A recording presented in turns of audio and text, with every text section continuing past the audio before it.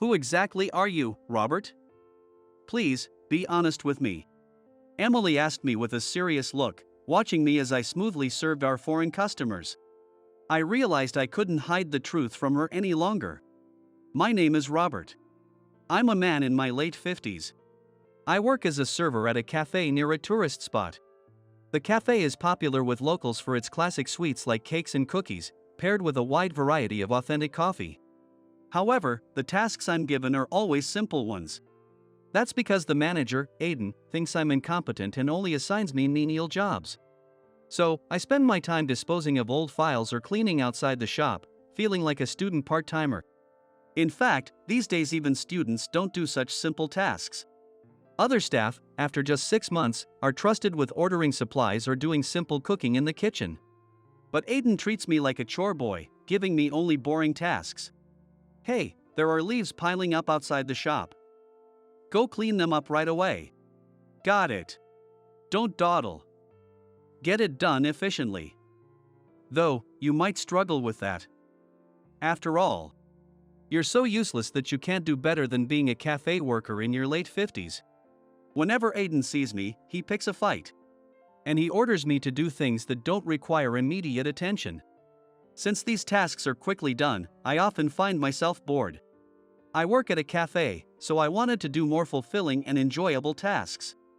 I think I'm passionate about my work, but I'm not good at asserting myself, so I can't stand up to Aiden or the other staff.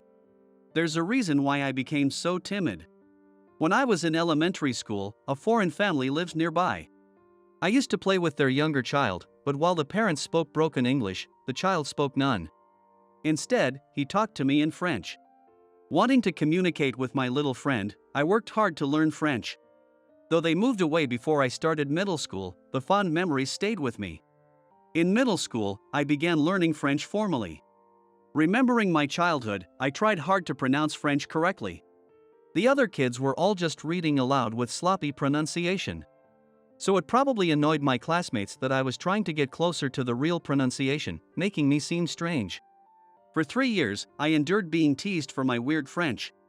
In the 3rd year, we had to participate in a French speech contest for visitors, and my classmates nominated me to mock me. I was completely taken aback. I think Robert should do the French speech. He studies English every day, so he'll give a great speech. Wait a minute, I don't want to. I tried to protest, but everyone agreed, and I ended up participating in the contest. On the day of the contest, I was so nervous I couldn't remember the faces of the guests in the front row. Somehow, I finished the speech and even received applause from the guests. However, I wasn't studying French to stand out, so I felt incredibly embarrassed. This experience made me dislike drawing attention to myself. Because of this, during my school years, I thought it was better to endure quietly rather than complain and stand out. One day, a woman came to our cafe from out of town. Her name was Emily, and she was going to be our new manager. It was lucky enough for me that the strict previous manager was being transferred, but Emily turned out to be a kind person. Emily was in her 30s, about 5 feet 5 inches, and wore heeled shoes. Her tall and slender figure made her stand out in the cafe, giving her a refreshing presence. With her large, sharp eyes and fair complexion, she was strikingly beautiful. I was worried that her appearance might mean she had a strict personality, but I found out she was actually very kind to me. Robert, could you translate the new menu starting next week into French and create a French menu? Are you sure you want me to do it? Yes. I was going to ask Grace, but she's too busy right now. Oh, I don't mean you looked idle, please don't take it the wrong way. No, I don't mind. I'm just an insignificant employee, but if you think I can do it, I'll give it a try. You're not insignificant at all. Thank you, I'm counting on you. Emily gave me this task, and I was thrilled to finally do a meaningful job. Thanks to my hard work, I created a French menu that clearly showed the dish names, descriptions, and prices. Emily, I'm finished. Is this okay? Wow, that was quick. Thank you, it looks great. The balance between the photos and the French text is perfect. This will be easy for our international customers to understand. Receiving praise for the menu I made me happy for the rest of the day. Because of this, I started to develop a bit of a crush on Emily. Emily had graduated from a prestigious private university in the city and joined a coffee shop chain. She quickly moved from store to store across the country and became a manager in record time, bringing a wealth of knowledge and experience. Additionally, her beauty and kindness attracted many admirers. However, Emily gracefully turned down all advances with a smile. She would take the train straight home after work. By coincidence, we got off at the same station, so we often chatted on the way home. Though it was purely coincidental, those brief moments with her made me happy. One day, after the lunch rush and once the morning staff had left, I was doing inventory as usual. As I was trying to finish my tasks, Emily suddenly called me from the cafe floor. "There are foreign customers here. Can you help serve them?" "Me? Are you sure?" "Yes. It's a slow time, but suddenly a group of 30 people came in, and we can't keep up. Just take their orders, please." Seeing the situation, I was surprised to find 30 customers of various nationalities. Apparently, they were part of a training group from a nearby company, speaking multiple languages, not just French. Emily was trying to handle them in French, but she couldn't keep up with their fast-paced speech. The foreign customers, growing impatient, began to frown.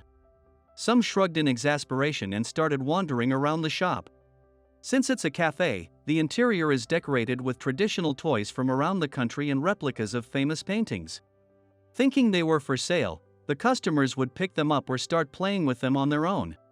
"Please wait, we'll guide you to your tables shortly." "Wait, please." Emily desperately tried to stop them but couldn't make herself understood. I quickly stepped out into the shop. "Sorry to keep you waiting. We'll guide you to your tables shortly." Speaking to a customer admiring a Barbie doll, I guided them to a nearby table. One by one, I seated the customers from various countries. Calmed by the communication, the foreign customers settled down and took their seats. Once all 30 were seated, I returned to Emily. "Emily, let's start by serving everyone water." But Emily looked at me, wide-eyed, as if she were seeing me for the first time. She stared at me for a while before finally speaking. "Who are you? How were you able to guide all the customers?" It was understandable that Emily was surprised. The truth was, I guided the customers not only in French but also in Spanish, Italian, Chinese, and Korean. Smoothly switching languages to suit each one. I'll explain later. For now, let's focus on serving our customers. With that, I went to distribute water to the tables. Emily watched as I chatted lightly with the customers while setting down their glasses. Her eyes were still wide, probably wondering how an incompetent employee like me could speak so many languages. In the end, we served the customers their desired dishes and drinks, and they left highly satisfied. Several of them even complimented our excellent service as they left. After seeing off the last customer and tidying up the tables, the cafe finally returned to its usual calm. Emily, who had been diligently working, approached me with questions. "Robert, you're really impressive. You said you were insignificant, but today you didn't seem like that at all. Do you have an extraordinary background?" "Well, no, not really. Come on, aren't you an elite? You must have a far more impressive history than just being a cafe manager like me." "Robert, who are you? Please, be honest."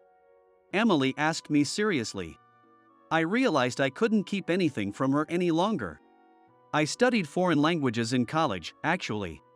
"I thought so. Which college, if you don't mind me asking?" She probably asked out of simple curiosity. I had no reason to lie, so I answered truthfully. "East City University of Foreign Studies. I have DELF C1. C1? Yes. Besides French, I also studied Spanish, Chinese, and Korean. I have business-level proficiency in each." Emily gasped in surprise at my words. "Wow, having certifications in so many languages besides French. That's incredible, Robert. And earlier, you were speaking even more languages. Right? Well, it's true. I learned during my French studies that many Spanish people prefer their own language, so I studied Spanish to communicate better. In the process, I also picked up Italian because it's similar to Spanish." "Why so many languages?" It seems she believed my story was true. She leaned in closer, clearly interested. Speaking someone's native language builds trust. It feels rewarding. So, what about Chinese and Korean? Since they're big countries, and Korean has a similar structure to Chinese, I found them useful for business. I enjoy mimicking the unique sounds of different languages. Although I was mocked for it in middle school. Emily looked at me with shining eyes.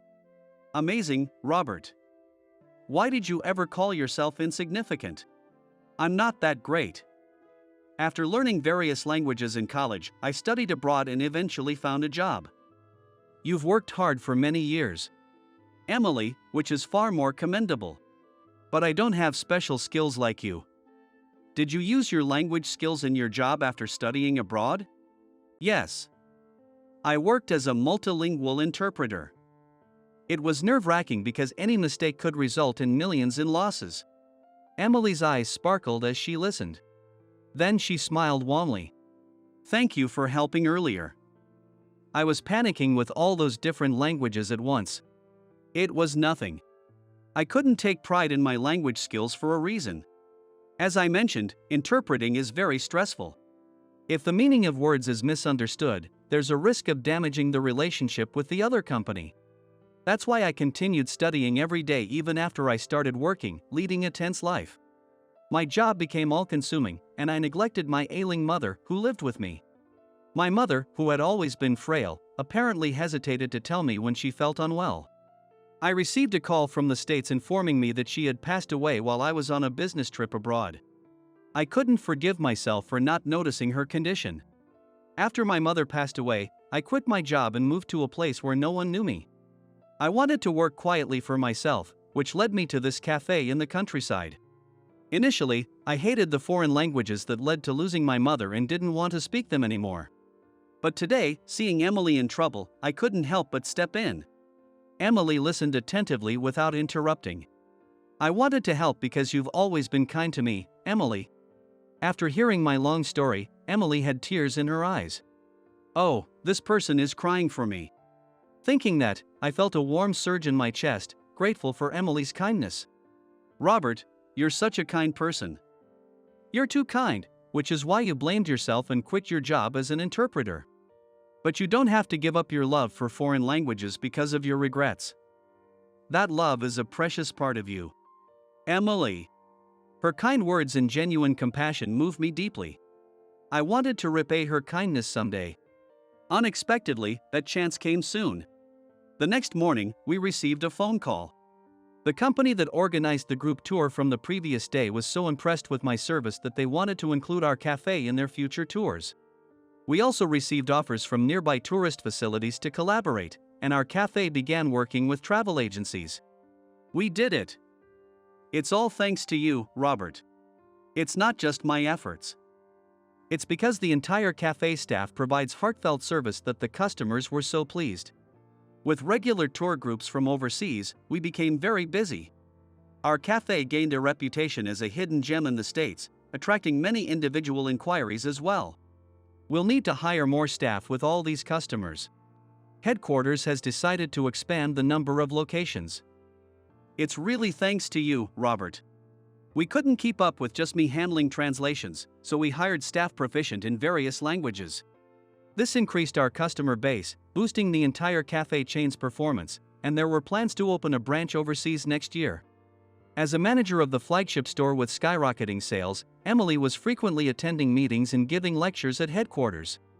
I also started attending various meetings with her. One day, I joined Emily for a manager's meeting. While reviewing the materials before the meeting, I heard a familiar voice. Robert? What is an incompetent employee like you doing here? Only managers can attend this meeting. And it's for top managers personally invited by President Anderson. Aiden, it's been a while. It was Aiden, the former manager who always belittled me. He stared at me before speaking again. I heard your cafe has suddenly become successful, attracting foreign customers. What kind of underhanded tactics did you use? I didn't use any tricks. I just talked to the foreign customers. You? Aiden never expected that I could speak foreign languages. He looked at me in disbelief, eyes wide. So, you're saying you're the one driving the sales increase? That's a lie. An incompetent like you can't even understand French. Stop lying and leave this manager's meeting. No, it's true I speak foreign languages. And I'm not leaving. Today, they're announcing my promotion to manager. I'll be in charge of our first overseas branch, the flagship store for our global expansion. Hearing this, Aiden was speechless. The man who had mocked me as incompetent and given me menial tasks was furious that I had been selected as the manager of an important overseas branch. When my promotion was officially announced during the meeting, Aiden turned red and clenched his fists. I thought I'd be chosen for the overseas branch. How could they pick Robert? Aiden glared at me, but then President Anderson's words made him freeze. And Aiden, I've heard bad reports about you from multiple sources. You've been abusing your position as manager. Giving unreasonable tasks to employees. No, that's not true. We've investigated. We've spoken to those involved. You need to cool off. Apparently, Aiden had been treating other employees poorly, just as he had done to me. Some new hires had never even been allowed to work on the floor and had collectively reported his mistreatment to headquarters.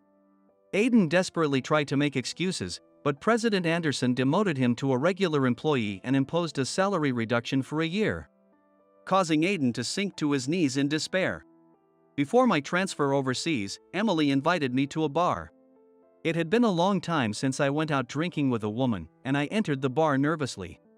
Emily, who seemed to hold her liquor well, ordered several refills, while I was just trying to keep my cool.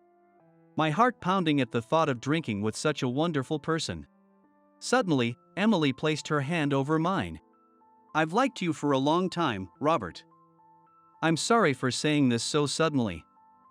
You might not have noticed, but I always took the train home on time because I wanted to be with you. Really? I was completely surprised and couldn't help but express my honest feelings. So, while I want to support your move to the overseas branch, I also feel sad. I don't want to be apart from someone I love. Well, I feel the same way. I've always thought you were wonderful, Emily. Her hand was warm and soft, possibly due to the alcohol. And I, too, was probably a bit tipsy.